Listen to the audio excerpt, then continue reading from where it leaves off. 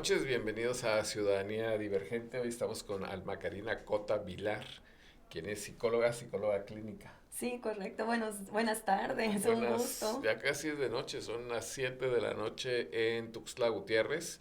Estamos transmitiendo en vivo y hoy vamos a tener pues un tema muy interesante que tiene que ver con el comportamiento que tenemos frente a las redes sociales y frente a toda esta tecnología que nos está haciendo cambiar el mundo y cambiar nosotros mismos. Es correcto, estamos frente a un fenómeno que no podemos comparar con años anteriores porque simplemente no existía.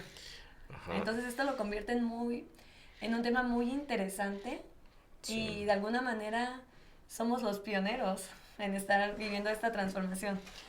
Somos los pioneros porque la ciencia ha avanzado muchísimo, la neurociencia, podemos hablar de ese tema en particular, ¿no?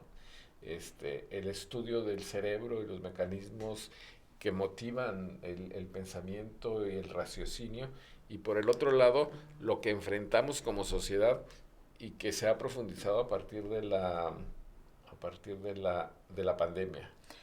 Es correcto, ha habido cambios muy marcados a partir de la pandemia. Ujú. Simplemente la exposición en promedio a un celular aumentó, lo cual, si hablamos de personas muy jóvenes, el desarrollo cerebral se ve afectado. Si hablamos de personas mayores, hay actividades como leer, hacer ejercicio, que se ha dejado a un lado con tal de estar con el celular. Y por esta causa fue que elegí este tema, para que Ujú. tomemos conciencia y sobre todo para que podamos ver qué podemos hacer para mejorar la situación de la que estamos presentando.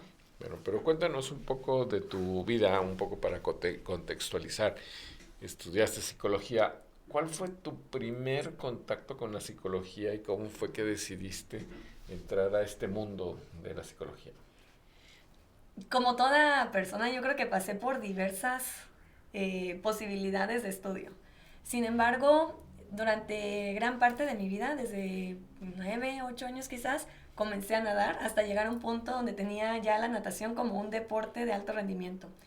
Y pues iba todos los días, doble jornada a veces, antes de ir a la escuela, saliendo a la escuela, más aparte de nadar teníamos que hacer ejercicio físico justo Ujú. para poder desarrollar masa muscular y tener más fuerza para que se pueda transmitir al agua.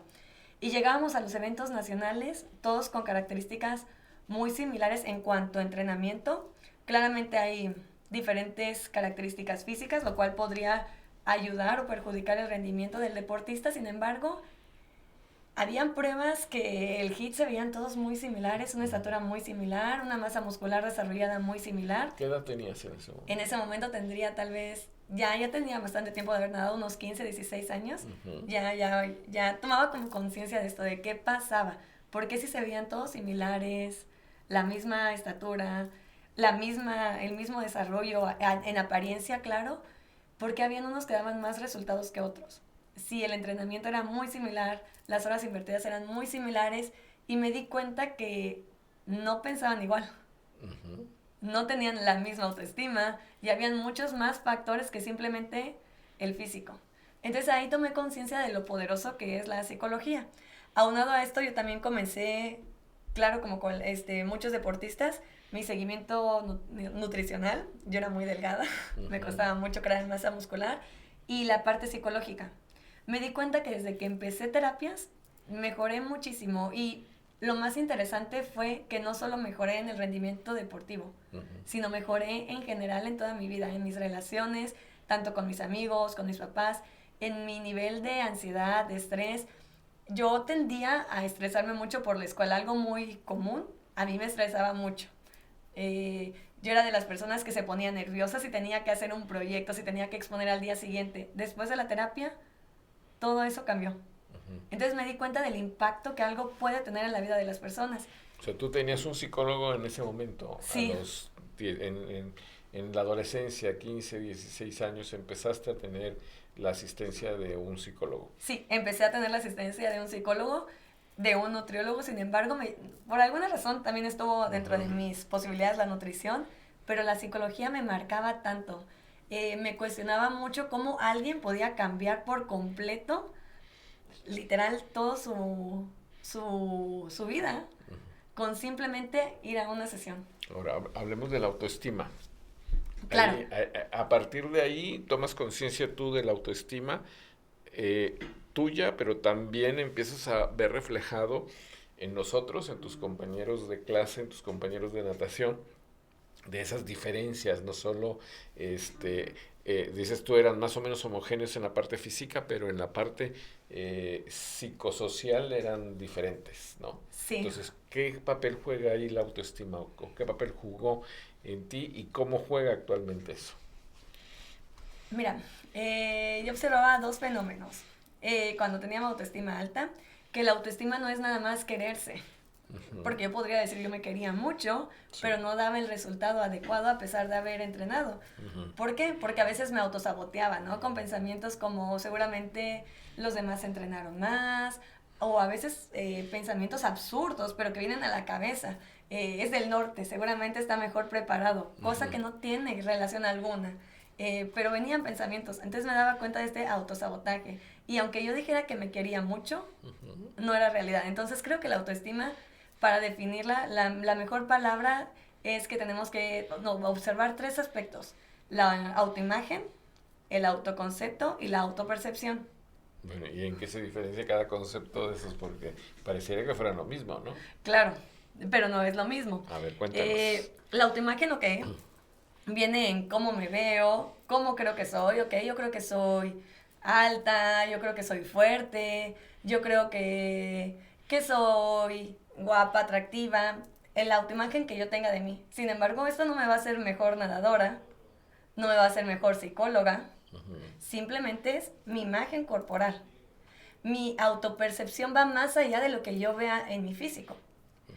Aquí hay una pausa que quiero hacer que quizás me desvíe un poco, que es que la autoestima no va a ser fija, porque todo lo que estoy nombrando, si nos damos cuenta, va a cambiar a través del tiempo. Va a llegar un momento donde quizás ya no tenga estas mismas características físicas, quizás ya no me considere tan fuerte, ya no me considere tan hábil, todo esto va a ir cambiando. Entonces, esto hay que tener siempre presente. Mi autoconcepto ya va más allá de lo que yo veo físicamente en mí. Ok, mi autoconcepto es quizás aprendo rápido, quizás soy buena en retener información, quizás soy buena haciendo amigos, ya va un poquito más a profundidad de lo que conlleva simplemente mi parte física.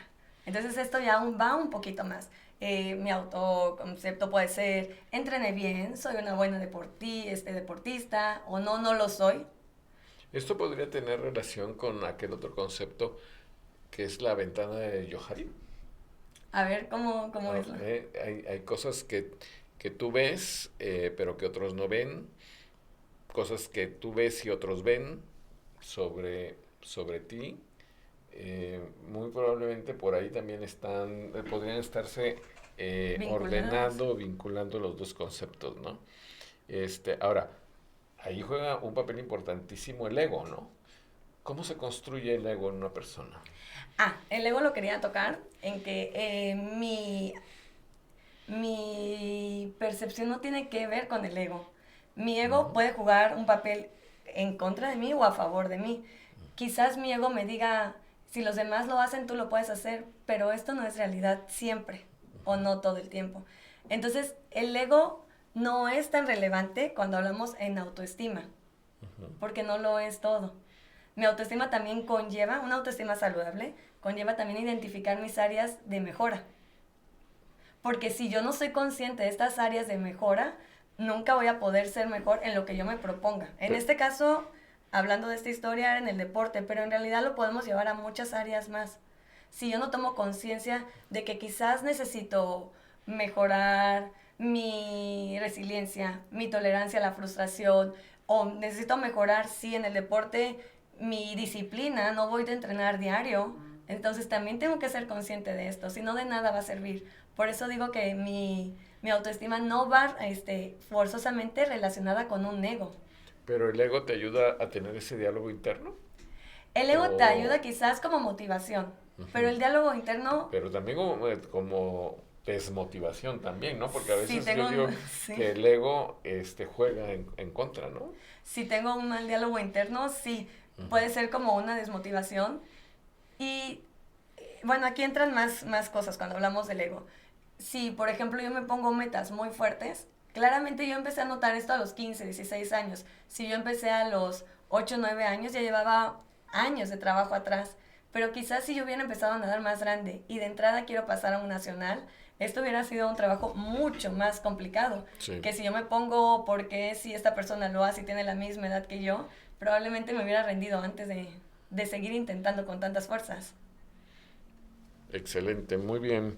Invitamos a quienes nos están viendo a través de R&R Radio Digital y a través de Ciudadanía Divergente, el canal de YouTube de Ciudadanía Divergente y los Facebook de estas dos instituciones, a que nos hagan comentarios, a que nos escriban, a que le hagan preguntas a Alma Karina Cota Vilar y que tratemos de resolver algunas de esas dudas que se generan, ¿no? A partir de este tema que tiene que ver con las redes sociales y la autoestima.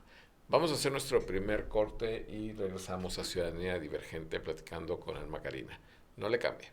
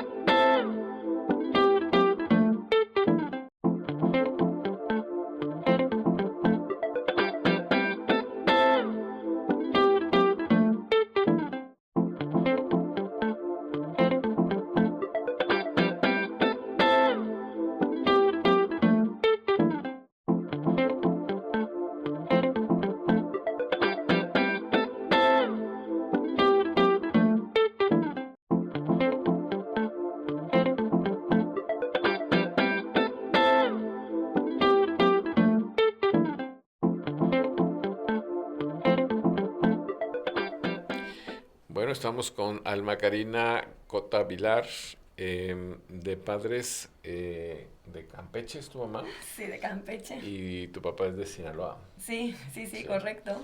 Y vino a vivir a Chiapas, entonces es muy interesante, ¿no? Sí, ¿Tu abuelita correcto. era de? Mi abuelita sí es de Chiapas. ¿De qué lugar? ¿En el norte de Chiapas? Salto de Agua. De Salto de Agua. Bueno, vamos a mandar un mensaje un saludo a Salto de Agua, en el norte del estado de Chiapas. Muy bien, Karina, el tema es las redes sociales, la autoestima y todo lo que estamos viviendo, que no lo viven exclusivamente los adolescentes, o sea, lo vivimos todos, ¿no? De repente, hoy veía una publicación por ahí, era una reunión de la Mesa de Paz del gobierno del estado y todos estaban viendo su celular, ¿no? Y nadie estaba poniendo atención a lo que estaba diciendo el expositor. ¿Qué nos puedes decir un poco de eso para conectarnos con el siguiente tema? Mira, retomando lo que estás diciendo, realmente podemos observar que la tecnología ha avanzado muy rápido. Yo puedo decir que tuve mi primer red social, bueno, no, quizás era la tercera, pero sigue vigente. Ahorita es Facebook, quizás cuando iba en prepa, a inicios de prepa. Y no podía estar conectada todo el tiempo porque para poder conectarte a esa red social tenías que entrar a la computadora. Sí. Entonces solo era el tiempo que tenías en la computadora. Fuera de eso, te olvidabas y hasta que te volvieras a conectar. Ahora si vemos realmente el presente, puedes accesar a una red social en un segundo, lo abandonas, otro segundo, lo abandonas, y esto va en incremento. O sea, se ha hecho cada vez más fácil accesar a ellas, que poco se convive después en el mundo real, como quien diría, ¿no? Como quien dice. En el mundo real ya no hay tanta interacción. Y es más común ver a familias, como mencionabas, en una mesa, que cada quien está en su celular, en fiestas, que se supone nos reunimos para divertirnos, cada quien en su celular, transmitiendo en vivo y con una interacción con personas que están en otra fiesta, completamente distinto. Sí, estamos chismoseando la otra fiesta. No la fiesta en la que estamos. Es correcto. Entonces nos damos cuenta que parece que esto empieza a deshumanizarnos un tanto. Y yo quiero hacer esta introducción no para que satanicemos a las redes sociales, porque no es la intención, al contrario, estamos hablando de herramientas que fueron creados con un buen fin, promover relaciones personales a la distancia, promover incluso el compartir negocios, empresas. Realmente, si observamos, podría tener un fin mucho más enriquecedor. Productivo. Exacto, del que muchos lo utilizan. Entonces creo que no es malo, simplemente depende en las manos que caiga. Y también depende cómo esté en ese momento la salud mental de la persona que esté accesando a esas redes sociales, el impacto que puede tener en ellos. Y como bien mencionas, no es únicamente en una edad en específica. Podemos notar que hay adultos que están cayendo en esta adicción y que constantemente se ven dañados en su autoestima. Como ya habíamos mencionado, no es constante, va cambiando a lo largo del tiempo, a través de mis éxitos, de mis fracasos, muchas veces a través de la opinión externa. Y esto juega mucho en el rol de las redes sociales, porque es mucha aprobación externa. Entonces, si esto tiene un impacto y estoy en constante interacción esperando respuestas a través de esta red social, claramente si no estoy bien trabajada, va a haber un impacto que dañe mi autoestima, la va a bajar.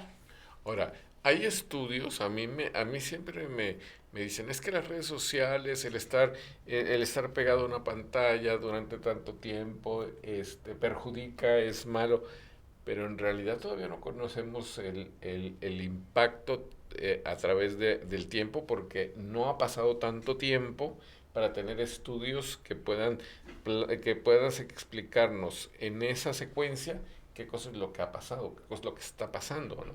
Yo recuerdo que cuando hay una tecnología nueva, cuando vi una computadora, cuando se hicieron populares las computadoras, pues decían, es que el chamaco está pegado a la computadora y se va a atrofiar el cerebro. O simplemente cuando empezó la televisión, incluso la gente decía, es que se la pasan toda la tarde viendo telenovelas y se va a idiotizar la señora de la casa. No. Sí.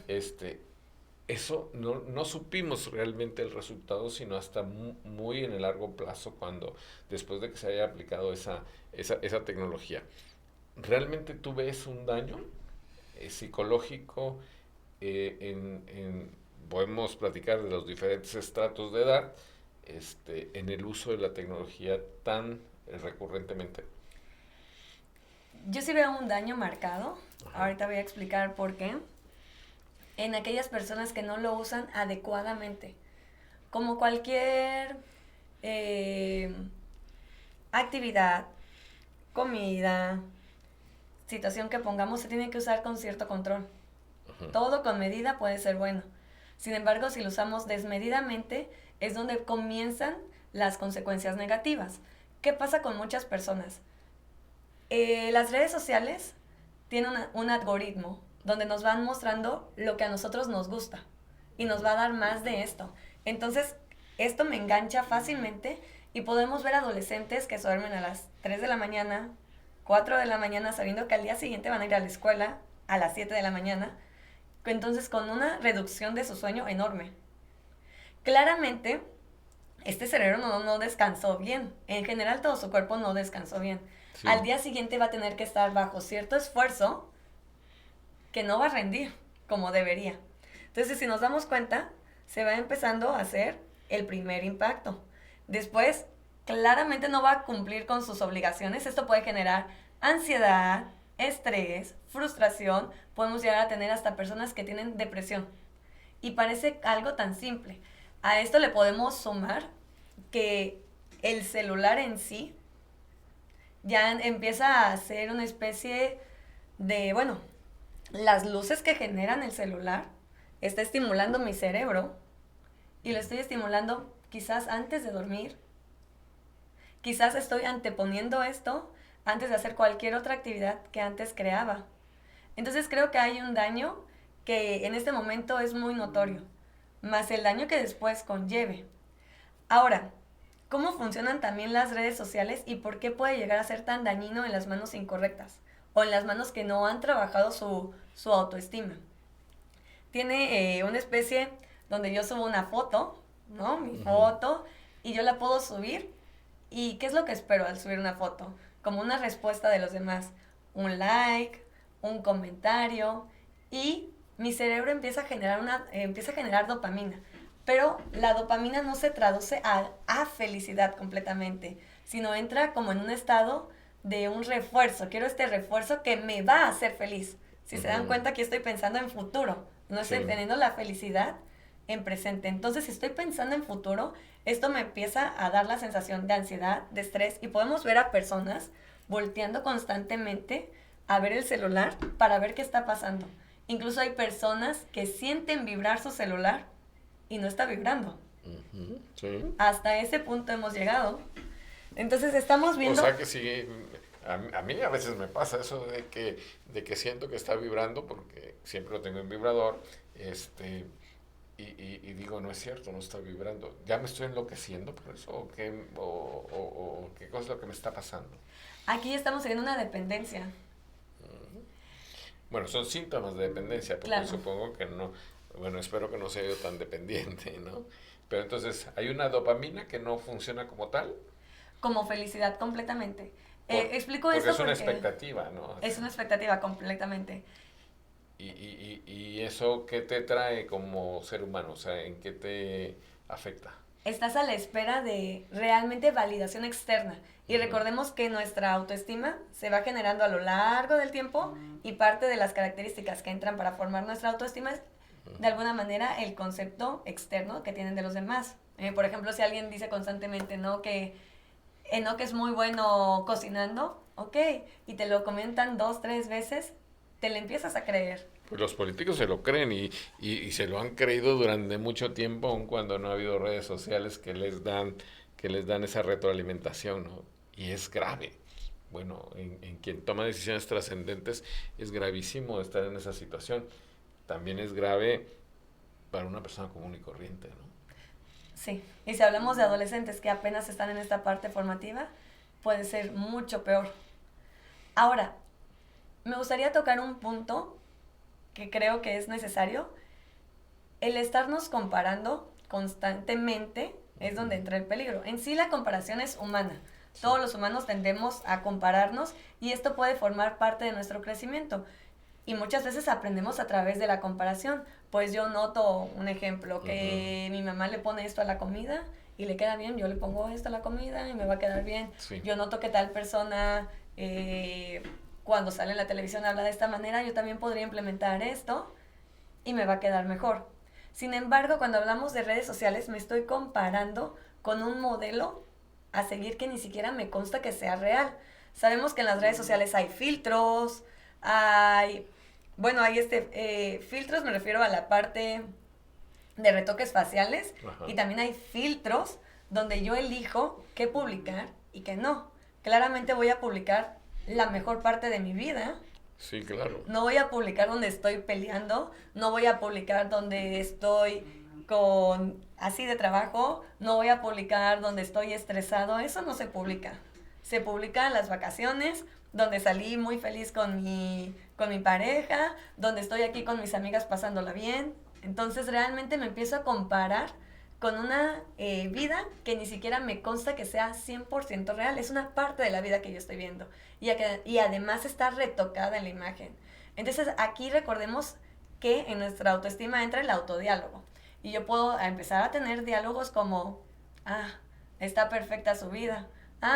Yo aquí bajo el sol trabajando y ella está en la playa con el novio, paseando, y además con ese cuerpazo que no sabemos si... Sí, lo recortó. Exacto, sí lo retocó. Y yo ya me siento de alguna manera frustrada con esto que estoy viendo. Y que es injusto además, porque no me consta que todo lo que está pasando Bueno, pero eso le ocurre más a las mujeres que a los hombres. Sí. Fíjate que se ha observado que impacta más a las mujeres que a los hombres. ¿Por qué? Porque el estereotipo de belleza va más dirigido en muchas ocasiones a las mujeres que a los hombres en esta parte. Sin embargo, también podemos ver a hombres que su autodiálogo es, Juanito ya compró este carro, porque Juanito subió la foto de su carro nuevo, no subió los 3 años que trabajó, 4, bajo el sol, día y noche para conseguirlo. O los pagares que firmó para poder o los comprarlo. años, así es, correcto. Sí. Entonces me estoy comparando con algo que no me consta que hay más allá. Pero sí. Hablemos ahí también de validación y de dependencia, ¿no? Sí, necesito esta validación. Ahora, aquí también entra mi autoimagen. ¿En qué imagen estoy yo? Y hay que ver también de qué manera nos hablamos. Por ejemplo, mi autoimagen, ¿de qué manera me veo? Quizás, efectivamente, ahorita no estoy en la playa con un novio, que parece además la relación perfecta. Yo ayer me peleé con el mío, por ejemplo, ¿no? Es un ejemplo. Y no tengo ese cuerpazo a mi parecer, porque estamos hablando que cada fotografía lleva un ángulo, lleva puntos que podría ayudar. Sí, subes la mejor fotografía, sí, no la que está, claro. no la donde te ves mal, ¿no? Y aquí entre nos, por ejemplo, las mujeres tendemos a tomar 100 fotos y subimos una. De 100 elegimos una. Y yo me estoy comparando en mi vida cotidiana, donde muchas veces voy bajo el sol, cansada, claramente cansada, el rostro no se ve igual. Entonces realmente esto empieza a perjudicar. Aquí viene también una toma de conciencia, que es donde tengo que ver qué me estoy diciendo cuando yo veo esto. Porque si yo me hablo con la verdad, si soy una persona trabajada, esto no me va a impactar. Simplemente voy a decir, ok, en sí la foto no me dice nada. Son 2 personas que están en la playa, con muy buen cuerpo, y ya. Lo demás lo puse yo.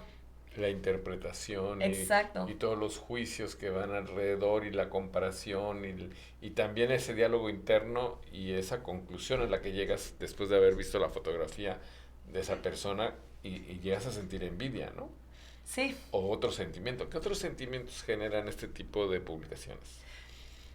Puede ser envidia, puede ser estrés de no tener esto, puede ser frustración, y hay personas que llegan a un punto donde si no se maneja bien podrían caer en depresión. Sí. Que eso sería de los más peligrosos. ¿Y tú tratas todos estos tipos de síntomas y de situaciones en tu consultorio? Sí, es correcto. Además, bueno, en las redes sociales, si profundizamos un poco más allá, incluso podemos hacer interpretaciones que ni siquiera son verdaderas. Simplemente hay comentarios. Puedo subir una foto y hay comentarios donde la entonación la pongo yo. No me consta que la persona lo haya escrito con esa entonación. Por ejemplo, qué bonita. Sí. Y yo ya puse la interpretación de, ¡ay, qué bonita! Sí. ¡Uy, qué bonita! Puede cambiar. Entonces yo me empiezo a hacer ideas que ni siquiera me consta que sean ciertas. Necesito un nivel de autoestima lo suficientemente saludable como para que esto no me dañe. Como para que yo tome esto como una herramienta más y no como la vida real. Pero ese nivel de autoestima se podría llamar madurez. ¿Se logra a través del tiempo? No necesariamente. ¿Cómo se logra entonces la madurez o esa visión más aproximada de la realidad? Se esperaría que a través de los años fuéramos más resilientes y con mayor autoestima o más sana. Sin embargo, esto no es una ley. Entonces recordemos que para trabajar nuestra autoestima tenemos nuestro diálogo interno, nuestro autoconcepto y nuestra autoimagen, la cual va cambiando a lo largo de los años. Entonces, para que yo tenga en equilibrio, tendría que estar al pendiente de las 3. Ok, ¿de qué manera me estoy hablando? Me dirijo a mí misma con groserías, con gritos, con comentarios destructivos. Hay personas que simplemente se tropiezan. ¡Ay, qué tonto! Se están hablando con insultos constantemente y no son conscientes siquiera de eso. Y después de los cuantos insultos se los vas a empezar a creer. Y entonces, la psicología clínica ayuda a las personas a tener conciencia de estos diálogos y de este proceso que se requiere para llegar a la madurez. Sí, correcto. Nos hace más conscientes de nosotros mismos. ¿Tú le ayudas a la gente a eso? Sí, correcto. ¿Y es satisfactorio? La verdad sí, lo disfruto mucho. Veo realmente los cambios que noté en mí en un momento en otras personas. ¿Y puedes llegar a dar de alta a una persona? Sí, no se les ¿O llama... siempre necesitas de la asistencia psicológica? Digo, yo no sé si hay un punto de inflexión en el que dices, a partir de ese momento ya esta persona es lo suficientemente madura, hace su diálogo interno eficientemente, tiene un autoconcepto bueno, etcétera, etcétera. Y entonces ya no necesita de una asistencia profesional de psicología y le puede decir, adelante, sigue tu vida. Mira, yo soy partidaria de que la vida es tan cambiante que la mayor parte del tiempo vamos a necesitar de esta intervención. Aunque no tan frecuentemente quizás como al inicio o cuando nosotros notamos un detonante para asistir a terapia, pero sí frecuentemente. ¿Por qué? Porque a lo largo de mis años, aunque en este momento esté sana, yo no sé si mañana voy a vivir un duelo. Con la adultez pueden pasar situaciones, simplemente la pérdida de ciertas habilidades que me van a ocasionar ahora un reajuste en este autoconcepto, Sí. en esta autoimagen. Si ahora tengo problemas, a lo mejor ahora tengo hijos y mi relación con ellos ya no es la misma porque yo tengo ciertas expectativas de lo que yo era cuando era adolescente, pero la adolescencia de ahora no es igual. Entonces a lo mejor necesito esta intervención para saber cómo interactuar con mis hijos en este momento. Entonces la vida va cambiando tan rápidamente que yo siempre dejo la terapia como un espacio abierto, como un lugar seguro donde la persona puede regresar cada que considere que lo necesita. Perfecto. Vamos a hacer un corte. Sí. Disculpa que te interrumpa, pero aquí el dictador de los tiempos nos señala que tenemos que hacer nuestro segundo corte en Ciudadanía Divergente. Estamos platicando muy amenamente y de manera muy interesante con Alma Karina Cota sobre esto de la autoestima y de la psicología y las redes sociales. Regresamos, no le cambie.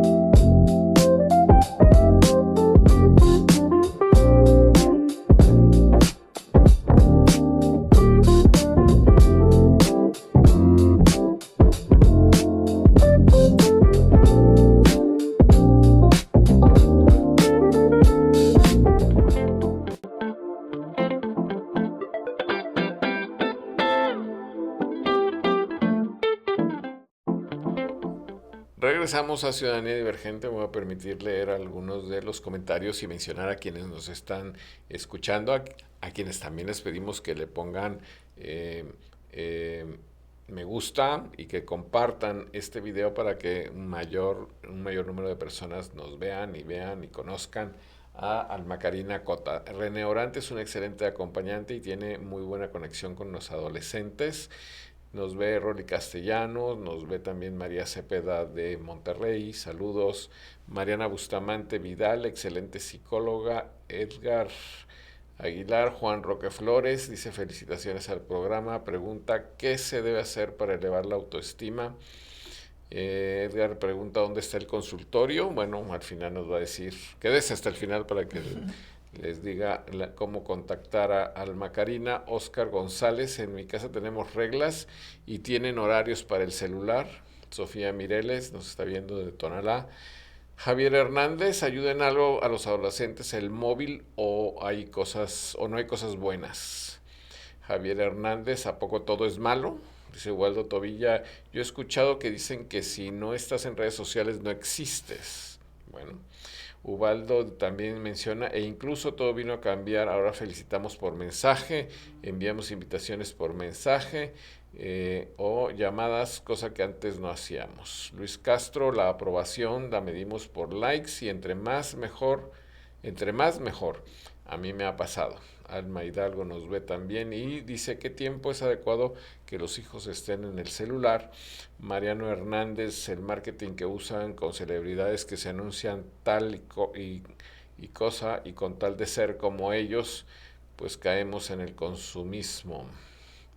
Rosy López, nosotras somos más emocionales, por eso nos afecta la validación, pero creo que no está de más en darnos más dosis diaria de ego que no nos dan nuestros esposos.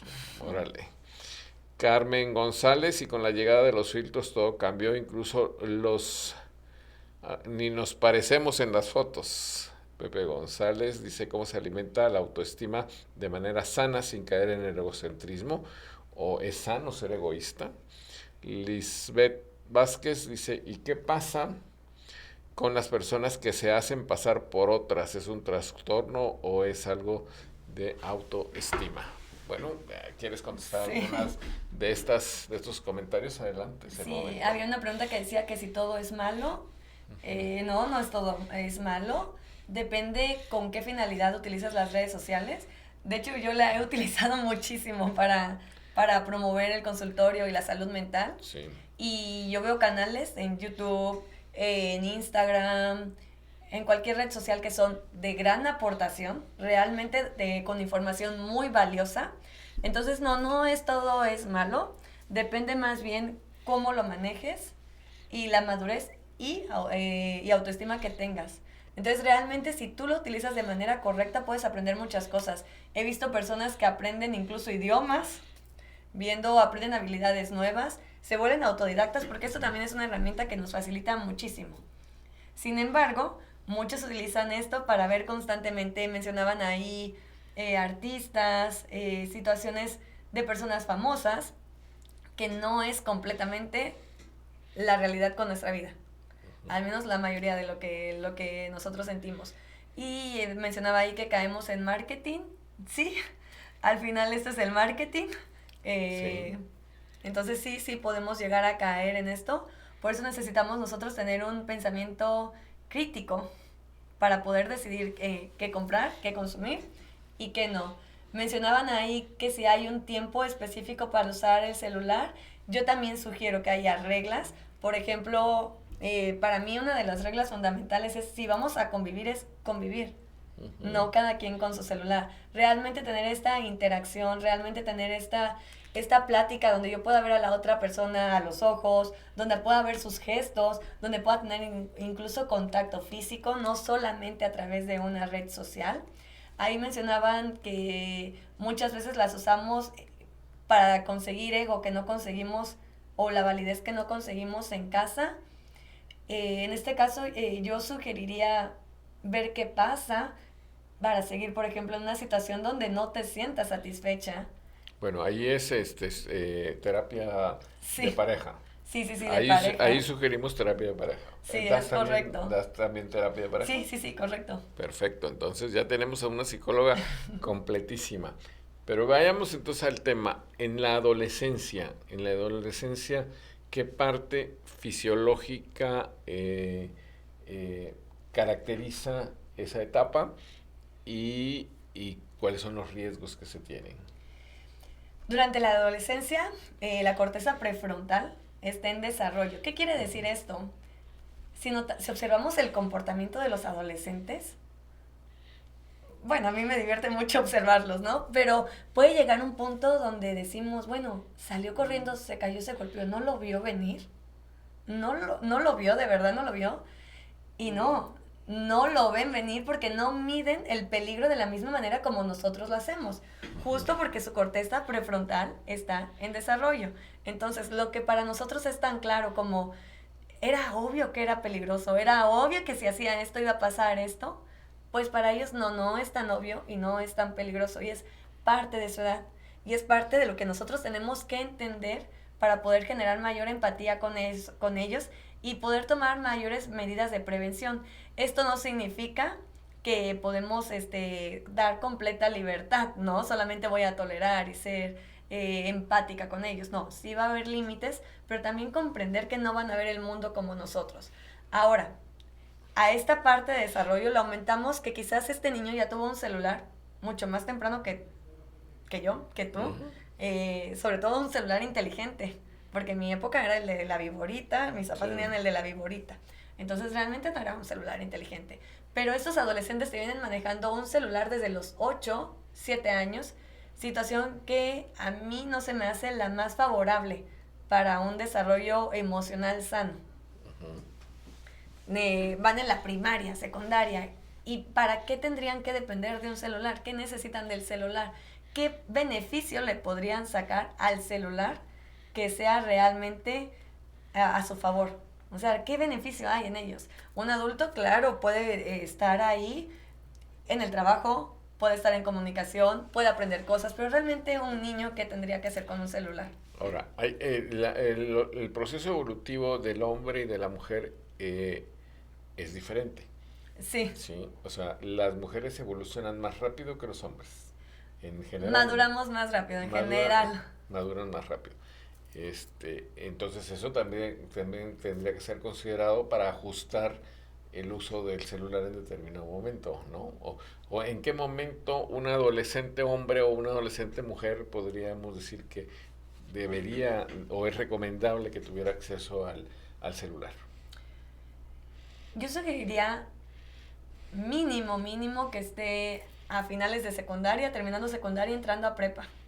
Uh-huh. Y bajo ciertas condiciones. No es que el celular sea completamente suyo, es una herramienta que puede utilizar bajo ciertas situaciones. Por ejemplo, no dormir con el celular en el cuarto, no exceder de cierta cantidad de horas. Para mí un horario prudente se me hace manejarlo de 3 horas, y 3 horas no corridas, 3 horas entre que hizo tareas, claro, no corridas, y bajo ciertos horarios, no previos a dormir, donde lo único que voy a hacer es estimular mi cerebro. Tendría que ser, no sé, después de comer un rato, antes de ir a la escuela si me cambio a tiempo y quiero revisar, ok. Pero estamos hablando de que hay adolescentes que se durmieron tarde por estar con el celular viendo una red social, y además se levantan y lo primero que hacen es ver el celular. Correcto. Entonces aquí estamos hablando de una situación que realmente ya pone en riesgo la parte emocional del adolescente. Ahora, a esto la aumentamos, que el adolescente por naturaleza está en esta parte donde quiere pertenecer a un grupo, y mamá y papá dejan de ser las personas, en general, no todos, las personas maravillosas que eran cuando eran niños. Y ahora la opinión de mamá y papá es porque, tú estás pasado de moda. Uh-huh. Lo dices porque eres mi mamá, porque me quieres. Pero ¿qué está pasando con la niña? Que está comparando su vida quizás con personas, incluso que pueden ser mucho más grandes que ellas, comparando su vida con supermodelos, personas famosas. Con la cantante de moda. Con la cantante de moda, que claramente su vida no es similar a la que llevan ellas. Entonces mi vida, que es ir a la escuela todos los días, cae como en una vida muy aburrida. Entonces, esta parte deja de ser emocionante. Cuando yo recuerdo que yo iba a la secundaria, a la prepa, por sí solo el hecho de ir a la secundaria o prepa me gustaba, porque iba a ver a mis amigos, y eso lo convertía en algo divertido y emocionante, y ya quería ver qué pasaba en la escuela con esta persona, ya quería ver qué sucedía, qué íbamos a aprender. Ahora parece que esto ya no es suficiente. Pero además de que no es suficiente, ¿qué pasa con mi autoestima? Vemos que han aumentado trastornos de la conducta alimenticia. ¿Por qué? Porque mi peso ya no es el suficiente para el estándar de belleza que supuestamente hay que tener. Muy bien. Vamos a hacer un corte, nuestro tercer corte, y regresamos. Estamos platicando sobre las redes sociales y la autoestima, en particular en la etapa de los adolescentes. No le cambie, regresamos.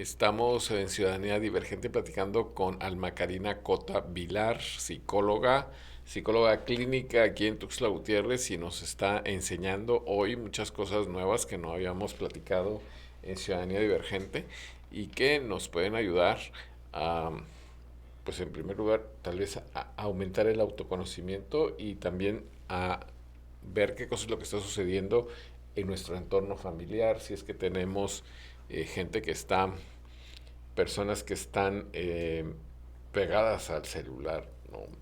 Esa autoestima y esas redes sociales que hoy nos hacen un tanto esclavos, ¿no? Y eso nos lleva al tema de la obsesión de imagen. Cuéntanos qué es eso de la obsesión de imagen. Por naturaleza, a las personas nos gusta saber cómo nos vemos la mayor parte del tiempo y por algo nos arreglamos, nos vestimos bien. Sin embargo, llega un punto donde, lejos de ser saludable, ya caí en esta obsesión. Y pasa cuando constantemente me estoy comparando con los demás, que es algo que generan las redes sociales, esta comparación no saludable. Entonces me estoy comparando y me empiezo a obsesionar de cómo me veo. Podemos ver personas que constantemente hacen esto, y aquí traen todo un espejo, la misma cámara frontal te estás viendo. Este punto deja de ser sano, porque al convertirse en obsesión, voy a estar buscando qué me hace falta para ser mejor. Entonces ya empiezo a ver, y ser mejor me hace ser feliz, pero la felicidad llega finalmente. Nunca llega, porque nunca voy a ser lo suficientemente bueno como yo quisiera ser. Nunca voy a tener el poro como sale en las redes sociales, donde está cerradísimo, porque claro, trae un gran filtro. Nunca voy a tener la cintura tan marcada, nunca va a estar todo tan perfecto como diera la apariencia en redes sociales. Uh-huh. ¿Y qué es lo que recomienda ahí una psicóloga? ¿Qué debemos hacer? Es el autoconocimiento y es también la resignación, ¿o qué? Bueno, la resignación es más bien cuando ya crees que ya está todo perdido y hasta acá me quedo, ¿no? Uh-huh. Más que resignación es regresar al tiempo fuera de línea, que es el offline, ¿no? Estar fuera de línea.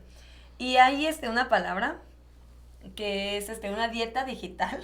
Uh-huh. Han tenido que usar este término, dieta digital. Y conlleva precisamente evitar entrar a redes sociales. Vi un comentario ahí que decía, si no tienes red social, no existes. Pues no creo. Bueno, eso es para los políticos, ¿no? O sea, el político que no se hace la selfie, que no publica al día 5 o 6 fotografías aunque esté haciendo cualquier cosa, pues no existe. Pero la gente común y corriente, claro, pues no necesita. Bueno, yo casi nunca subo una fotografía mía. O sea, se suben a las redes el anuncio del programa pero no espero likes. Claro, no es como que no existamos. No existimos claramente si no tuviéramos un acta de nacimiento o algo así. Pero una red social en sí no nos van a dar nuestra existencia o no. Sin embargo, la gente lo usa como de broma, uh-huh, porque parece que esto ya le está dando mucho valor. Entonces, esta dieta digital, no quiero decir forzosamente eliminar tu red social. Simplemente no me voy a conectar, no la voy a ver, o me voy a conectar tanto tiempo hasta cierto momento. Después de trabajar, después de hacer todo, 10 o 15 minutos. Y como su palabra lo indica, estoy en una dieta, estoy evitando el contacto prolongado que me va a generar esta dopamina, que ya habíamos hablado que genera esta ansiedad. Entonces, el punto número 1, yo sí consideraría tener días fuera de línea. Irme de campamento. Hay veces que hay gente que va a campamentos y es el caos, es lo peor que les pueda pasar. Sí. Porque no hay un celular o porque no hay internet. Uh-huh. Llegan y cuando se dan cuenta que en la cabaña o en el lugar donde rentaban no hay internet, es como si estuvieran pasando el peor momento de su vida.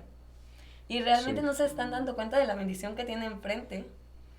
Es que el contacto con la naturaleza y este convivio con las personas que están ahí. Entonces, yo sí sugeriría que buscáramos días que estuviéramos fuera de línea completamente. Y vamos a empezar a notar cómo nuestro cerebro descansa mejor, cómo vamos a estar dejando esta obsesión por nuestro cuerpo, estas comparaciones que no son saludables. Hablamos que hay comparaciones sanas y no sanas, las vamos a empezar a dejar.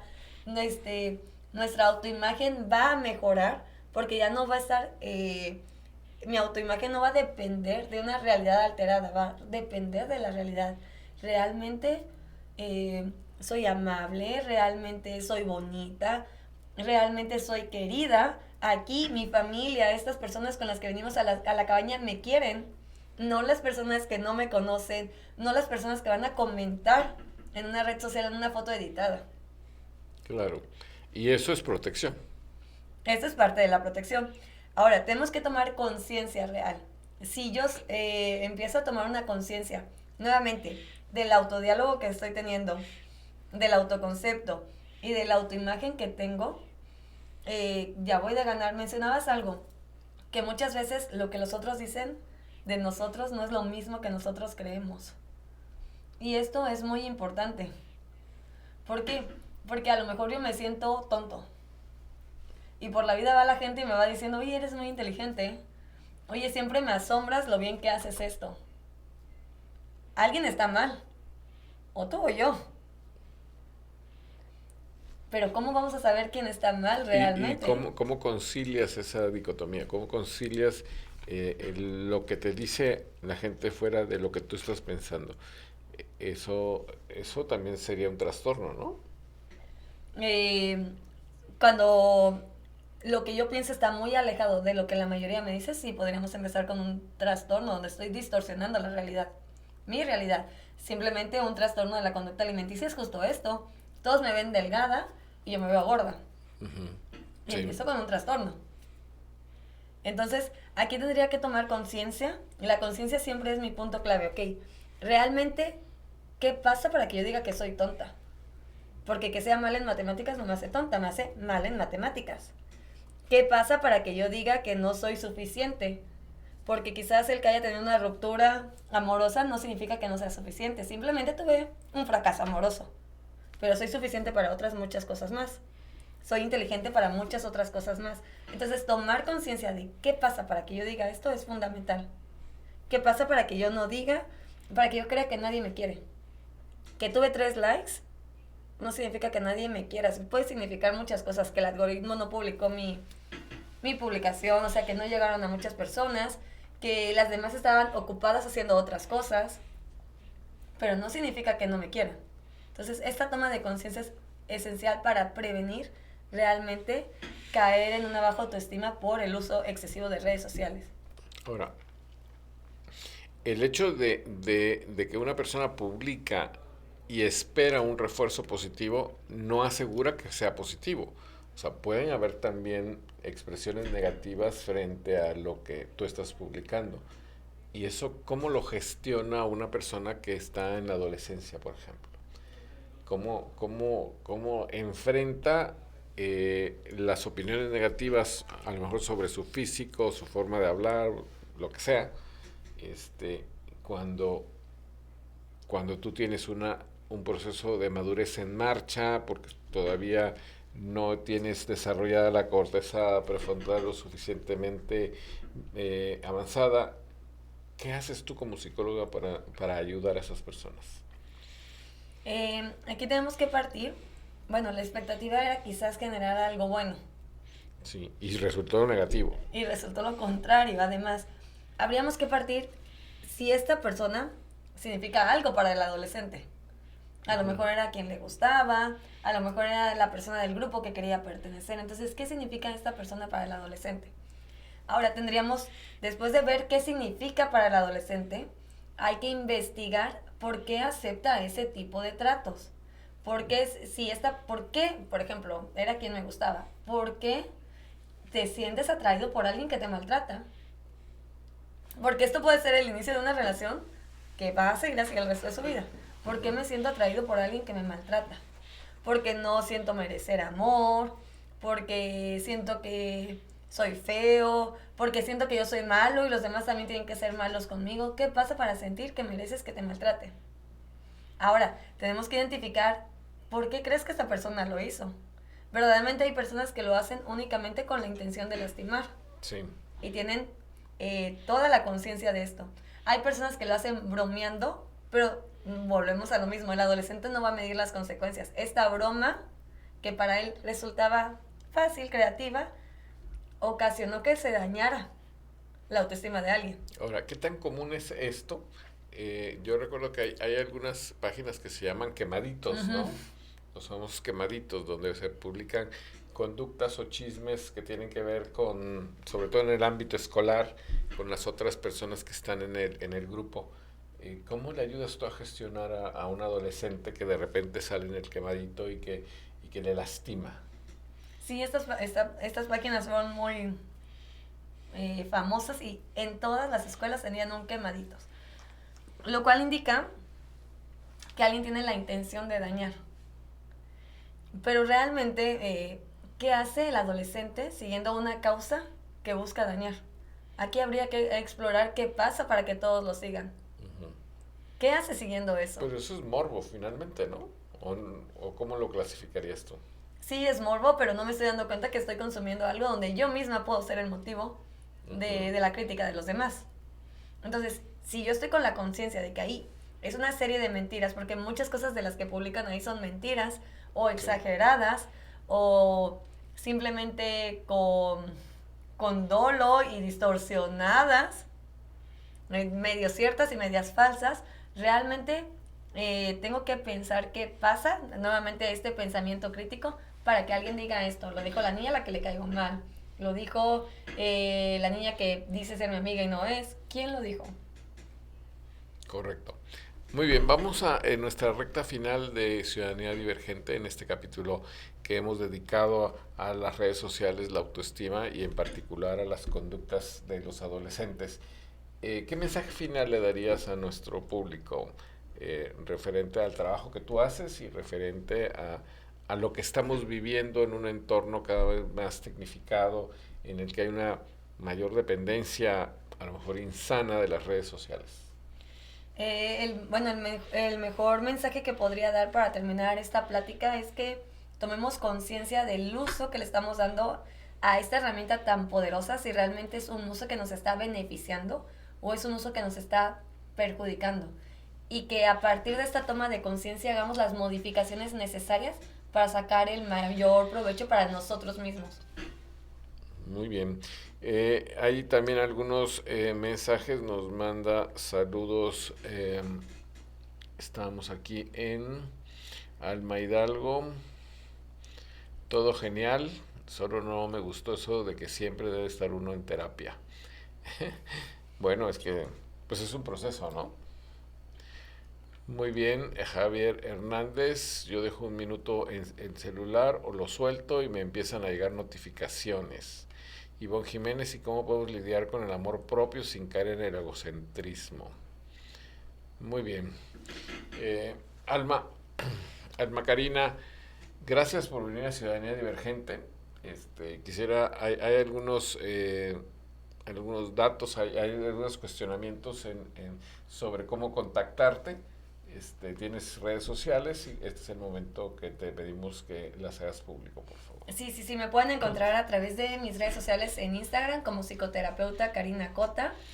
En Facebook estoy bajo el mismo nombre, psicoterapeuta Karina Cota. Y a través de WhatsApp al 961-593-1198.